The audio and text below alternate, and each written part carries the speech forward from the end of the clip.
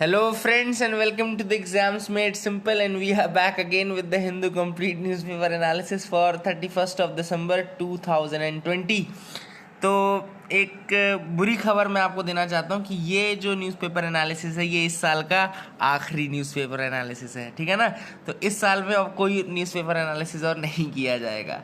Obvious सी बात है, कल से नया साल शुरू होने वाला है, हम नया शुरू करेंगे। लेकिन आज के लिए this is the last news analysis for 2020।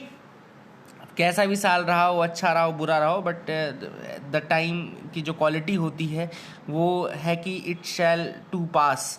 तो ये भी बीत गया। Let's see what 2021 has in its womb. क्या है 2021 के गर्भ में, वो दिखेगा कुछ दिनों बाद। So let's start with the newspaper analysis. पहले आज के सवाल जिनके जवाब आपको देने हैं, तो पहला सवाल देखते हैं क्या है। The first question is regarding the smart city index. तो आपको बताना है कि इनमें से किसने पब्लिश किया था 2020 का smart city index. Options are A NITI Aayog, B institute for management development, C United Nations educational scientific and cultural organisation, या D United Cities and local government. तो इनमें से किसने रिलीज किया था आपका 2020 smart city index? Think of the answer now. Let me tell you the answer. Answer for this will be B, यानी कि इंस्टीट्यूट फॉर मैनेजमेंट डेवलपमेंट। तो इंस्टीट्यूट फॉर मैनेजमेंट डेवलपमेंट ने रिलीज किया था 2020 स्मार्ट सिटी इंडेक्स। दूसरा सवाल है, which of the following defines the fourth industrial revolution most appropriately. इनमें से कौन डिफाइन करता है industrial revolution fourth industrial revolution को most appropriately? Options are A expansion of private industry in space technology, B fusion of technologies integrated the physical, digital and biological spheres, C political governance system being controlled by industrial sector, या D sustainable industrial development to limit the impact on climate। तो आपको बताना है इनमें से क्या define करता है फोर्थ इंडस्ट्रियल रेवोल्यूशन को। The correct answer for this will be B, यानी कि fusion of technologies integrating the physical, digital and the biological sphere. तो that will be the correct answer. तीसरा सवाल है, which of the following statements regarding the cyanobacteria are correct. पहला statement है, these are photosynthetic bacteria that can manufacture their own food. दूसरा statement है, they can grow into large blooms known as blue green algae. इनमें से कौन सा correct है आपको बताना है। One only, two only, both है none. The correct answer for this will be C, both 1 and 2। दोनों ही सही है। साइनोबैक्टीरिया फूड प्रोड्यूस कर सकता है। दूसरा, ये लार्ज ब्लू ग्रीन एल्गी के फॉर्म में कन्वर्ट हो जाता है, एल्गल ब्लूम हो जाती है। So these both are the correct statements. ये तीनों ही क्वेश्चन मैंने आपको बता दिया। I hope you got something to learn from this. कुछ और न्यूज़ आइटम्स है जो कि दूसरे वेबसाइट्स, दूसरे न्यूज़पेपर्स, पीआईबी इन सबसे हैं, तो वो भी हम देख लेते हैं। पहला है, conservation plan to on table to save the bat species in the Kolar caves.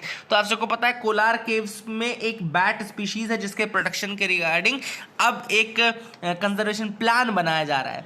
अब समझ लो कि बैट कंजर्वेशन सोसाइटी, जिसको बेसिकली ये रिस्पॉन्सिबिलिटी दी गई है कि कंजर्वेशन प्लान बनाए for the Kolar leaf nosed bat. याद रखिएगा, कोलार लीफ नोज्ड बैट, ये बहुत इंपॉर्टेंट है। एक इंपॉर्टेंट कैटेगरी है बैट की जो कि क्रिटिकली इंडेंजर्ड है। अगर आपसे कोई पूछे कि ये आपके कोलार लीफ नोज्ड बैट कौन सी कैटेगरी में आते हैं, तो ये याद रखिएगा आप कि ये आपके क्रिटिकली इंडेंजर्ड कैटेगरी में आते हैं इन योर IUCN स्टेटस। तो that is very very important, that is very important, याद रखेगा। और आपका कोलार जो है वो कहाँ की कोलार की बात कर रहे हैं? तो हम कर्नाटका की बात कर रहे हैं। जो कोलार केव्स हैं, दीज आर इन कर्नाटका, ठीक है ना। तो ये भी आप याद रख सकते हैं। तो इनको आई थिंक अंथार गंगा केव्स भी कहा जाता है ना। अंथार गंगे केव्स भी कहा जाता है इनको। ये आपका कर्नाटका में है। तो Kolar leaf nosed bat which is very important category of bat, and ये आपका कहाँ में आता है? ये आपके आते हैं क्रिटिकली इंडेंजर्ड में, और इनके कंजर्वेशन का प्लान जो है वो बनाया जा रहा है। कोलार लीफ नोज्ड बैट को अगर हम देखें तो basically it is a species of bat in the family Hipposideridae, and its natural habitat are subtropical or tropical dry forest and caves. It is endemic to India and is currently in the one cave of Hanuman Halli village in Kolar district of Karnataka. देखो यहाँ पे लिखा भी हुआ है कि Kolar district जो है वो कर्नाटका में है। वहाँ पे ये IUCN जो स्टेटस है इसका, ये क्रिटिकली इंडेंजर्ड है। IUCN status is critically endangered. दूसरा जो न्यूज़ है वो है why dedicated freight corridors matter for railways in the country. अब देखो प्राइम मिनिस्टर ने रिसेंटली 351 किलोमीटर का 351 किलोमीटर का सेक्शन इनॉग्रेट किया between Khurja and Bhaupur in Uttar Pradesh.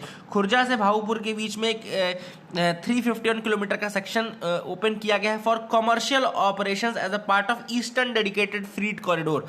Eastern dedicated freight corridor के अंतर्गत ये खुर्जा से भाऊपुर जो मध्य उत्तर प्रदेश में है, खुर्जा से भाऊपुर, उसके बीच में ये 351 किलोमीटर का सेक्शन जो है ओपन किया गया है। अब डेडिकेटेड फ्रीट कॉरिडोर्स क्या होते हैं? Basically these are the freight only railway lines. Freight मतलब देखो पैसेंजर और फ्रीट दो चीज, माल और आपके पैसेंजर, दो तरीके की चीजें रेलवेज ढोती है। तो एक तो हमको और आपको पैसेंजर्स को ढोती है, दूसरा वो माल को भी ढोती है ना, माल ढोने वाली जो है वो फ्रीट में आती है, that comes under the freight. तो dedicated freight corridors are freight only railway lines to move goods between the industrial heartlands in the north and ports of the eastern and western coast। Eastern और western coast के जो port हैं उनको northern part का जो industrial heartland है उससे connect करने के लिए फ्रीट कॉरिडोर है। अब ईस्टर्न डेडिकेटेड फ्रीट कॉरिडोर क्या है? बेसिकली जो ईस्टर्न डेडिकेटेड फ्रीट कॉरिडोर है वो 1839 किलोमीटर की लाइन है, that is 1839 kilometre line that starts from Sahnewal in Ludhiana in Punjab and ends at Dankuni in West Bengal and it is being majorly funded by the World Bank. याद रखिएगा dedicated freight corridor जो eastern dedicated freight corridor है उसको majorly कौन fund कर रहा है? That is funded by your World Bank, है ना। और 1839 किलोमीटर का है, साहनेवाल लुधियाना पंजाब से ये स्टार्ट होता है, दनकुनी वेस्ट बंगाल में जाकर के खत्म होता है। वेस्टर्न डेडिकेटेड फ्रीट कॉरिडोर की बात करें तो 1500 किलोमीटर की लाइन है जो कि दादरी उत्तर प्रदेश से जेएनपीटी मुंबई तक जाती है। दादरी उत्तर प्रदेश से जेएनपीटी मुंबई तक जाती है, touching all the ports along the way. It is majorly funded by Japan international cooperation agency. तो यानी कि Zika, Japan international cooperation agency को करती है, ठीक है। अब एक बॉडी भी बनाई गई है इंडिया में जिसको हम बोलते हैं dedicated freight corridor corporation of India limited. एक पब्लिक सेक्टर अंडरटेकिंग है which is run by ministry of railways to undertake the planning, development and mobilisation of financial resources and construction for the dedicated freight corridor. तो dedicated freight corridor बनाने के लिए एक special body India में बनाई गई है मिनिस्ट्री ऑफ रेलवेज के अंतर्गत, जिसको हम बोलते हैं dedicated freight corridor corporation of India limited, यानी कि DFCCIL। अगली जो न्यूज़ है वो है union minister reviews adopt heritage अपनी धरोहर अपनी पहचान प्रोजेक्ट। तो यूनियन मिनिस्टर फॉर टूरिज्म ने एक रिव्यू मीटिंग की है फॉर अडॉप्ट हेरिटेज अपनी धरोहर अपनी पहचान प्रोजेक्ट। अब ये क्या है? अपनी अडॉप्ट हेरिटेज प्रोजेक्ट क्या है? ये इनिशिएटिव है मिनिस्ट्री ऑफ टूरिज्म का in collaboration with ministry of culture and archaeological survey of India and was launched in September 2017 on the world tourism day. याद रखिएगा मिनिस्ट्री ऑफ टूरिज्म ने ministry of culture और archaeological survey of India के साथ मिलकर के इसको start किया था। और बेसिकली ये टूरिज्म डे जो था, वर्ल्ड टूरिज्म डे जो था, उसमें लॉन्च किया गया था 2017 में। इसका एम क्या है? Basically the aim is to ensure quality and inclusive provision of amenities and facilities across the heritages. तो एक एक हेरिटेज के लिए proper amenities, proper facilities provide करना है। एंड कुछ जो लोग रहेंगे, जो ऑर्गेनाइजेशंस रहेंगी, जो प्राइवेट या पब्लिक सेक्टर ऑर्गेनाइजेशंस है जो कि अडॉप्ट करेंगे, उनको मॉन्यूमेंट मित्र बोला जाएगा, मॉन्यूमेंट मित्राज बोला जाएगा, है ना। एंड ये ऑर्गेनाइजेशंस मॉन्यूमेंट मित्राज कहलाएंगी फॉर देयर कोलैबोरेटिव इनिशिएटिव, क्योंकि उन्होंने कोलैबोरेट किया होगा उस हेरिटेज के साथ, इसलिए उनको मॉन्यूमेंट मित्राज भी कहा जाएगा। So these are the important news items. आगे मूव करते हैं। UK approves Oxford vaccine. तो यूके ने ऑक्सफोर्ड वैक्सीन को अप्रूवल दे दिया है और Indian regulators are still reviewing the application by Serum Institute for emergency use of the vaccine. तो सीरम इंस्टीट्यूट ने इंडिया में भी अप्लाई किया है। अब ऑफिसर जो है, रेगुलेटर्स जो हैं, वो रिव्यू कर रहे हैं कि इसको ऑक्सफोर्ड वैक्सीन को, क्योंकि ऑक्सफोर्ड एस्ट्राजेनेका की जो वैक्सीन है वही सीरम इंस्टीट्यूट ऑफ इंडिया के साथ बन रही थी। तो लेट्स सी कि उसको अप्रूवल मिलता है कि नहीं। थोड़ा सा देख लेते हैं इस वैक्सीन के बारे में। इसमें एक खासियत ये है कि फाइजर की जो वैक्सीन है वो -70 से -80 डिग्री सेंटीग्रेड पे रखी जाएगी, लेकिन जो आपकी ऑक्सफोर्ड की वैक्सीन है वो 2 से 8 डिग्री सेंटीग्रेड पे भी रखी जा सकती है, मतलब कि ज़्यादा बेटर है इसको हैंडल करना, मैनेज करना और ट्रांसपोर्ट करना। दूसरी चीज़ जो एफिकेसी है वो अगर आप डबल डोज ले लेते हैं तो 62% है, बट अगर आप 1.5 डोज लेते हैं, मतलब कि 1.5 डोज लेते हैं, तो फिर आपका ये 90% एफिकेसी है। 1.5 डोजेज में 90% एफिकेसी है एंड आपका डबल डोजेज में ये 62% की एफिकेसी रखता है। सप्लाई से कौन करेगा? सीरम इंस्टीट्यूट ऑफ इंडिया, ये इनको सप्लाई करेंगे, है ना, और ज़्यादा डोजेस बनाने की तैयारी कर रहे हैं ये लोग। इसका जो प्राइस रखा गया है तो उनके जो ऑक्सफोर्ड वैक्सीन के वो इंडिया में उन्होंने बताया कि 1000 रुपये for the 2 doses, 1000 rupees will be the price, है ना। तो दैट इज़ द थिंग। ये आप देखते हैं क्या होता है। Farmer and centre reach agreement on 2 issues. अब देखो, मैंने आपको 2-3 दिन पहले बताया था कि there are 4 issues, 4 major issues हैं जिसको लिए फार्मर्स प्रोटेस्ट करना है। पहला इशू क्या था? एमएसपी को लीगलाइज कर दिया जाए। दूसरा इशू क्या था? ये फार्म बिल्स को रिपील कर दिया जाए। तीसरा इशू क्या था? मैंने बताया था कि क्लाइमेट चेंज के रिगार्डिंग जो ऑर्डिनेंस लाया गया है उसमें फार्मर्स को पीनल प्रोविजन से एग्जेम्प्ट कर दिया जाए, मतलब कि अगर, क्योंकि स्टबल बर्निंग इस वाले रीजन में होती है और उसमें पीनल प्रोविजंस दिए गए थे उस ऑर्डिनेंस में, तो फार्मर्स ये कह रहे थे कि हमको पीनल प्रोविजन से एग्जेम्प्ट कर दिया जाए। और चौथा जो था वो क्या ये था कि इलेक्ट्रिसिटी की जो सब्सिडीज है, इलेक्ट्रिसिटी या पावर सब्सिडीज जो है वो मेंटेन रहे, ठीक है। तो ये 4 चीज़ें थी। अब इसमें जो इलेक्ट्रिसिटी या सब्सिडी वाला जो पार्ट है, इलेक्ट्रिसिटी सब्सिडी का पार्ट जो है, यानी कि पावर सब्सिडी का जो पार्ट है, उस पर एग्रीमेंट हो गया है। और दूसरा जो क्लाइमेट चेंज में जो पीनल प्रोविजन है फार्मर्स के रिगार्डिंग, उसमें एग्रीमेंट हो गया है। 2 चीज़ों में एग्रीमेंट नहीं बचा है। एक तो एमएसपी को लीगलाइज करने के लिए, एमएसपी को स्टैट्यूटरी तरीके से एक एक्ट या बिल में लाने के लिए, और दूसरा जो है फार्म बिल्स को रिपील करने के लिए। तो बेसिकली ये 2 में अभी डिस्कशन होगा। इन 2 में अभी कोई भी एग्रीमेंट नहीं हुआ है। केवल 2 जो एग्रीमेंट मैंने आपको बताया जिसमें हुए हैं वो मैंने आपको ऑलरेडी बता दिया। अगली जो न्यूज़ है वो है Delhi Republic Day tableau on Chandni Chowk. तो इस बार का जो दिल्ली रिपब्लिक डे होगा उसमें जो टैब्लू दिखाया जाएगा वो चांदनी चौक के लिए, चांदनी चौक का जो फेसलिफ्ट प्रोजेक्ट है उसके रिगार्डिंग दिखाया जाएगा। Okay, the achievement of the city government, तो सिटी गवर्नमेंट का जो अचीवमेंट रहा है उसको दिखाया जाएगा एंड चांदनी चौक के फेसलिफ्ट प्रोजेक्ट को दिखाया जाएगा in the Delhi Republic Day tableau, ठीक है ना। तो ये एक इंपॉर्टेंट चीज़ है जो कि मैंने आपको बता दिया। I hope you will remember this. आगे मूव करते हैं, देखते हैं और क्या इंपॉर्टेंट न्यूज़ आइटम्स है जिनके बारे में डिस्कस करना है। So you can move with me. यहाँ आज हम आएंगे एडिटोरियल सेक्टर में। तो पहला एडिटोरियल है हिमालयन मैन्यूवर्स। अब यहाँ पे क्या है बेसिकली कि एक तो नेपाल में पॉलिटिकल क्राइसिस चल रही है। नेपाल में कैसी पॉलिटिकल क्राइसिस चल रही है कि नेपाल में आप सबको पता है कि वहाँ के जो प्राइम मिनिस्टर थे केपी ओली, उन्होंने बोला अचानक से कि भैया हमारे यहाँ की पार्लियामेंट को आप डिसॉल्व कर दो, हम दोबारा इलेक्शन कराएंगे, स्नैप इलेक्शन, जिसको स्नैप इलेक्शन बोलते हैं, स्नैप इलेक्शंस कराएंगे, ठीक है ना। उन्होंने विद्या देवी भंडारी के पास ही भेज दिया, बोला प्रेसिडेंट के पास कि भाई इसको अप्रूव करो, ये सब करो। अब यहाँ पर इनके 2 नेबर, मेन जो है इनके 2 नेबर हैं। अब वो 2 नेबर कौन से हैं बेसिकली, लेट्स सी। तो इनके 2 नेबर जो बेसिकली हैं वो है एक इंडिया मेन और दूसरा है आपका इंडिया के अलावा दूसरा कौन सा है, China main.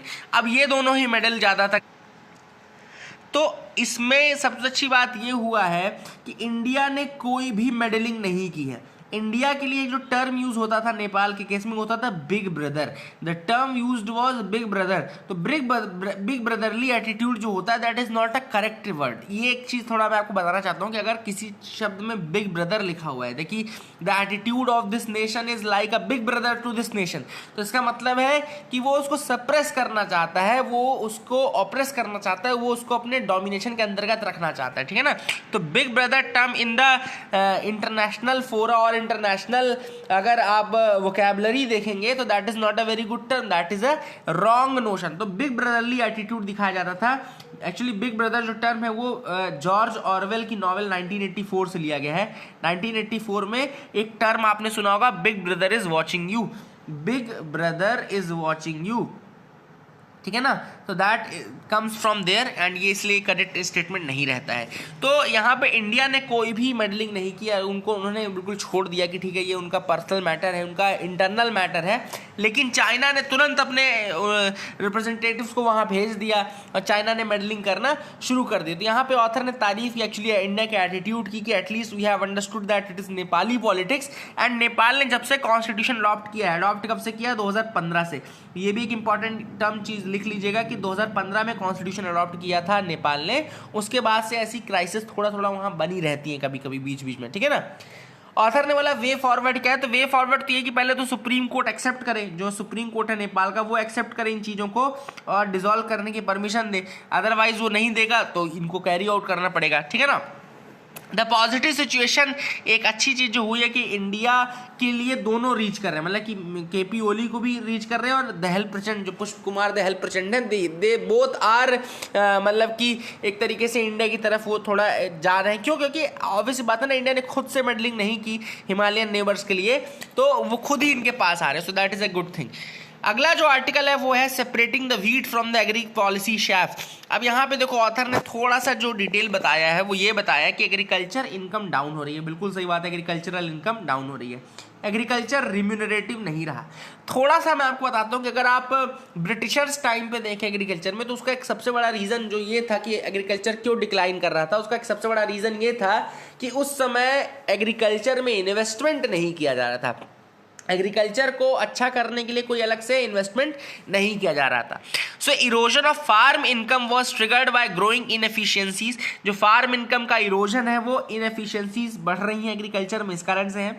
Lack of meaningful investment in agriculture, that is because of the lack of meaningful investment. तो फिर से वही चीज दोबारा रिपीट हो रही है, there is a lack of meaningful investment in agriculture and जो शेयर ऑफ इन्वेस्टमेंट है टोटल वो कंसिस्टेंटली गिरता जा रहा है। मतलब 1950 में 18% था, 1950s में 18% था, देन वो 1980s में 11% हो गया, 1980s में जो इन्वेस्टमेंट हो गया एग्रीकल्चर में वो 11% हो गया और अभी तो वो 2 डिजिट से भी नीचे आ गया, मतलब डबल डिजिट्स फिगर से नीचे आ गया है, ठीक है ना। तो इन्वेस्टमेंट अगर देखा जाए एग्रीकल्चर में वो डिक्रीज हो रहा है, कंटिन्यूअसली डिक्रीज होता गया है एंड इस कारण से जो रेम्यूनरेटिव एग्रीकल्चर था इंडिया का वो रेम्यूनरेटिव नहीं रहा और फार्मर्स को इतने सारे प्रॉब्लम्स फेस करने पड़ रहे हैं। दूसरी चीज़ जो ऑथर ने बोली है वो ये बोली है कि भाई एपीएमसी मंडी सिस्टम भी कोई अच्छा सिस्टम नहीं है। एपीएमसी मंडी सिस्टम भी कोई अच्छा सिस्टम नहीं था, लेकिन जो करंट सिस्टम ला दिया तो एक छोटे मिडिलमैन को हटा करके आपने एक बहुत बड़ा मिडिलमैन ला दिया। कुल मिलाकर के ये हुआ कि जो नया जो कॉर्पोरेटाइजेशन हुआ एग्रीकल्चर का, उससे हुआ ये कि आपने छोटा मिडिलमैन हटा करके एक बड़ा मिडिलमैन बीच में ला दिया, मतलब सीधे सीधे ला दिया। दूसरी चीज ऑथर ने ये कही है कि अगर आपको एग्रीकल्चर में सही सोल्यूशन चाहिए तो what you need is not ad hoc measures. आपको एडहॉक डिसीजन मेकिंग नहीं करनी है। What you have to do is that you have to get agriculture policy. आपको एक एग्रीकल्चर पॉलिसी बनानी पड़ेगी जो कि ऑल राउंड सारी चीजें from initiative from its inception to the end, inception से डिमाइस तक की हर चीज वो देखे। तो ऐसी एग्रीकल्चर पॉलिसी की जरूरत है। यहाँ पे ऑथर ने एग्जाम्पल दिया अमेरिका का दिया है, जहां पे देखो कि एवरी 4 ईयर्स एक लेजिस्लेशन इनैक्ट किया जाता है। एग्रीकल्चर एडजस्टमेंट एक्ट इनैक्टेड इन 1933। एग्रीकल्चर एडजस्टमेंट एक्ट आया था 1933 में, उसके बाद हर 4 साल में रिव्यू किया जाता है और इनैक्ट किया जाता है अमेरिका में एक लॉ, ठीक है ना। तो that is the thing which यहाँ पे बताई गई है। अब ऑथर ने कहा है सब्सिडीज का देखो इशू क्या है। सब्सिडीज का इशू ये है कि इंडिया में सब्सिडी तो दी जाती है, लेकिन उस सब्सिडी से अगर आप देखो कि वैल्यू एडिशन एग्रीकल्चर में कितना हो रहा है, so that ratio is very very poor. तो हमसे ज़्यादा सब्सिडी कौन देता है? हमसे ज़्यादा सब्सिडी यूएस देता है, हमसे ज़्यादा सब्सिडी यूरोपियन यूनियन देता है। इंडिया ने अभी जो बोला है इस बार वो देंगे लगभग 24.2 बिलियन सब्सिडीज वो प्रोवाइड करेंगे। लेकिन यूएस वहीं पे कितनी करता है? $131 बिलियन। ईयू कितनी करता है? $93 बिलियन। तो ये कितने करते हैं। लेकिन अगर आप देखो कि इससे जो आपका रिटर्न ऑन एग्रीकल्चर है, मतलब कि ratio of the subsidies to agriculture value addition, देखो ratio of the subsidies to agriculture value addition, मतलब कि इस सब्सिडी का एग्रीकल्चर वैल्यू एडिशन कितना हो रहा है, तो वो कितना कम है इंडिया में कि वो केवल 12.4, केवल 12.4% है इंडिया में वहीं यूएस में 90.8 है और ईयू में 45.3 है। तो कुल मिलाकर के अगर आप देखो तो जो सब्सिडी आप दे रहे हो, लेकिन उस सब्सिडी से वैल्यू एडिशन एग्रीकल्चर में कितना हो रहा है वो बहुत कम हो रहा है। That is very very poor. तो इसको भी रेशनलाइज करने की जरूरत है। This is what the author says. अगला जो आर्टिकल है वो है before a new dawn glimpses of a trauma filled year. तो ऑब्वियस सी बात है, इसमें 2020 के एक्सपीरियंस को बताया जाएगा, क्या क्या चीजें हुई, गलत हुई। पहली चीज तो कैटास्ट्रॉफिक एटमॉस्फेरिक क्लाइमेटिक इवेंट्स हुए, जैसे कि बुश फायर ऑस्ट्रेलिया में हुआ, United states of America California वाले रीजन में देखने को मिला। फिर हमने ट्रॉपिकल साइक्लोन्स देखे, काफी ज्यादा ट्रॉपिकल साइक्लोन्स आए, डिवास्टेटिंग फ्लड्स आए, बहुत सारे फ्लड्स भी आए, जिसने कि सॉइल को डिसलोकेट किया, जिसने सॉइल की फर्टिलिटी को लूज किया और जान और माल दोनों का नुकसान हुआ। At the same time outbreak of violence भी हुआ, सिविल वॉर टाइप की कंडीशन भी कई कंट्रीज में बन गई। वायलेंस क्यों हुआ? Because of the anger, frustration and hatred. जैसे हमने देखा कि हांगकांग में प्रोटेस्ट हुए प्रो डेमोक्रेसी के, थाईलैंड में प्रोटेस्ट हुए काफ़ी ज़्यादा against the dictatorship. Then Persian Gulf crisis हमने देखी, जिसमें killing of Iranian general Qasem Soleimani हुआ and Iraqi commander Abu Mahdi al Muhandis इनको मार दिया गया in the US drone attack. Then इसके बाद हमने देखा कि असैसिनेशन हुआ Iranian nuclear scientist Mohsen Fakhrizadeh का असैसिनेशन कर दिया गया। देन मिडिल ईस्ट के बाहर अगर आप आओ तो bloody civil wars are raging in Afghanistan, Armenia, Azerbaijan. जो आर्मेनिया अजरबैजान का रीजन है, नगोर्नो काराबाख रीजन, वहाँ पे हमने देखा काफ़ी ज़्यादा इश्यूज आए, काफ़ी ज़्यादा लोग उसमें मारे भी गए। Then Central African Republic of Congo, Syria, Iraq, Ethiopia, हर जगह पे हमने देखा कि सिविल रिफ्ट कंडीशन आई। इथियोपिया में जो टिग्रे पीपल रेवलेशन फ्रंट है, वहाँ पे हमने देखा किस तरीके से। Then tragedies of the Rohingya Muslims, जिनको कि एथनिक क्लींजिंग की जा रही है, उनको रिमूव किया जा रहा है इनटू द भशनचार आइलैंड जो हतिया डिस्ट्रिक्ट में है, वहाँ ले जाया जा रहा है।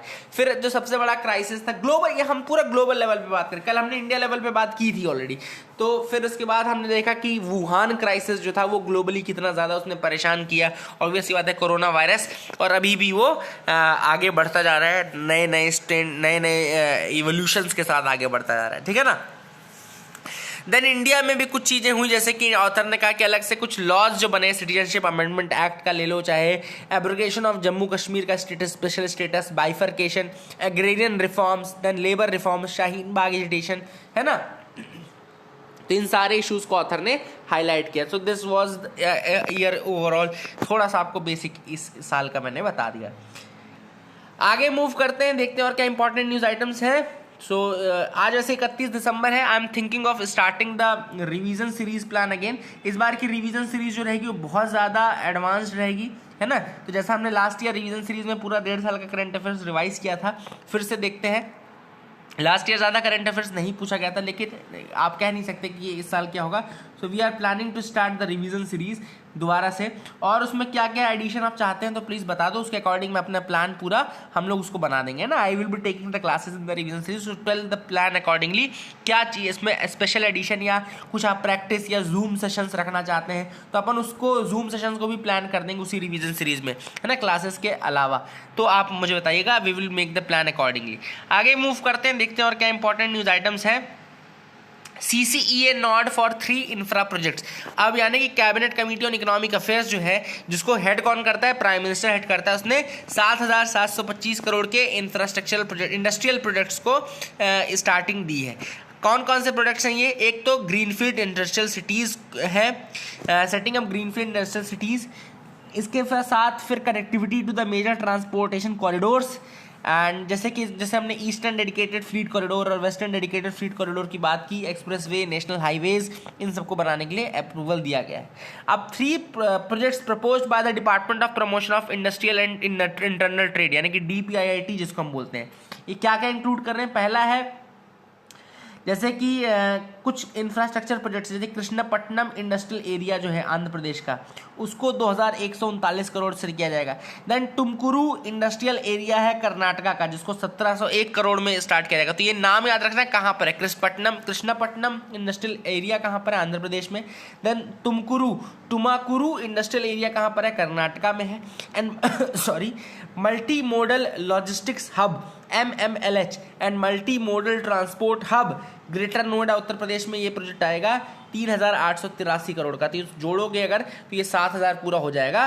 तो these are the 3 projects basically, जिसको कृष्णपट्टनम आंध्र प्रदेश में, तुमकुरु इंडस्ट्रियल एरिया कर्नाटका में और multi modal logistic hub and multi modal transport hub in Greater Noida Uttar Pradesh. तो ये बेसिकली आपको याद रखना है, ठीक है ना। The multimodal logistic hub at Greater Noida will be developed as a world-class facility that will provide efficient storage, transitioning of goods to and from the dedicated freight corridor। तो आज मैंने ऊपर आपको dedicated freight corridor के बारे में पूरी information दी है, चाहे वेस्टर्न हो, चाहे ईस्टर्न हो, चाहे उसकी जो पब्लिक सेक्टर एंटिटी है उन सब के बारे में बताया। तो उसको दोबारा सुन लेना, रिवाइज कर लेना, काफ़ी इंपॉर्टेंट है वो, है ना। आगे देखते हैं क्या कोई और न्यूज़ आइटम्स है जिनके बारे में हमको डिस्कस करना है। So you can move with me. यहाँ पे ऐसी कोई न्यूज़ आइटम नहीं दिख रही है। So that is it for the day friends. I hope you like the video.